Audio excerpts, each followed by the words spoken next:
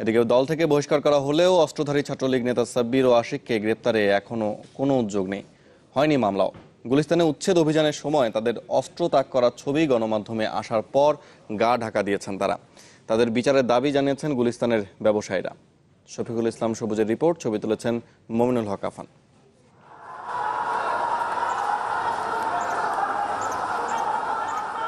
এটি রাজনৈতিক প্রতিপক্ষের মধ্যে কোনো ধাওয়া পাল্টা ধাওয়ার ছবি নয়। বৃহস্পতিবার রাজধানীর গুলিস্তানে হকার উচ্ছেদ নিয়ে সৃষ্ট ঘটনার দৃশ্য।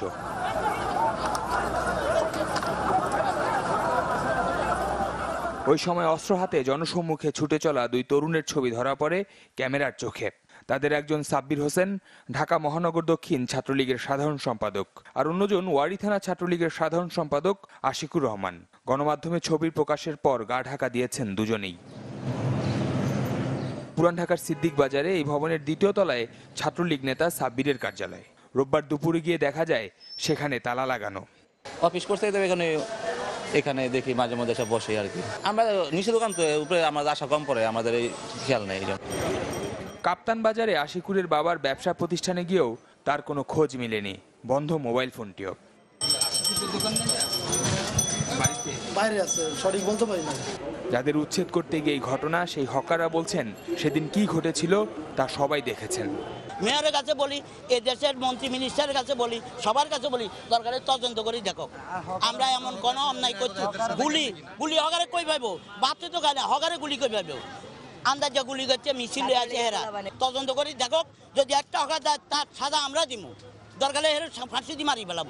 অস্ত্রের ছবিগুলো দেখেন কি হকারদের না কাদের, এটা আপনারা যাচাই বাছাই করেন, তদন্ত করেন, তাহলে তো বেরিয়ে আসবে কি এটা হকার না কারা। এটা যুগ যুগ দেখে হকার পুনর্বাসন করছে, কিন্তু আজ পর্যন্ত ফুটপাতের কোনো হকার পুনর্বাসন হয় নাই। হয়েছে বিভিন্ন বড় লোক যাদের টাকা আছে, টাকা দিয়ে সিটি কর্পোরেশন থেকে টোকেন নিতে পারে, এরাই পুনর্বাসন হয়। আর পুলিশ বলছে অস্ত্রগুলো বৈধ ছিল কিনা তা যাচাই বাছাই চলছে। তবে এ নিয়ে ক্যামেরার সামনে কথা বলতে রাজি হননি পুলিশের মতিঝিল জোন কিংবা গণমাধ্যম শাখার কেউই। শফিকুল ইসলাম সবুজ, চ্যানেল 24, ঢাকা। তা সবাই দেখেছেন। মেয়রের কাছে বলি, এই দেশের মন্ত্রী মিনিস্টারের কাছে বলি, সবার কাছে বলি, দরকারে তদন্ত করে দেখো। আমরা এমন কোনো অন্যায় করছি? গুলি হকারে কই পাইবো? বাপতে তো গানে হকারে গুলি কই পাইবো? আন্দাজে গুলি করছে, মিছিল আছে, হেরা তদন্ত করে দেখো। যদি একটা হকার দেয় তার সাজা আমরা দিব, দরকারে হেরে ফাঁসি দিয়ে মারি। এখানে দেখি মাঝে মধ্যে সব বসে আর কি। আমরা নিচে দোকান তো উপরে আমাদের আশা কম পড়ে, আমাদের এই খেয়াল নেই। কাপ্তান বাজারে আশিকুরের বাবার ব্যবসা প্রতিষ্ঠানে গিয়েও তার কোনো খোঁজ মেলেনি, বন্ধ মোবাইল ফোনটিও। বাইরে আছে, সঠিক বলতে পারি না। যাদের উচ্ছেদ করতে গিয়ে এই ঘটনা, সেই হকাররা বলছেন সেদিন কি ঘটেছিল। এটি রাজনৈতিক প্রতিপক্ষের মধ্যে কোনো ধাওয়া পাল্টা ধাওয়ার ছবি নয়। বৃহস্পতিবার রাজধানীর গুলিস্তানে হকার উচ্ছেদ নিয়ে সৃষ্ট ঘটনার দৃশ্য।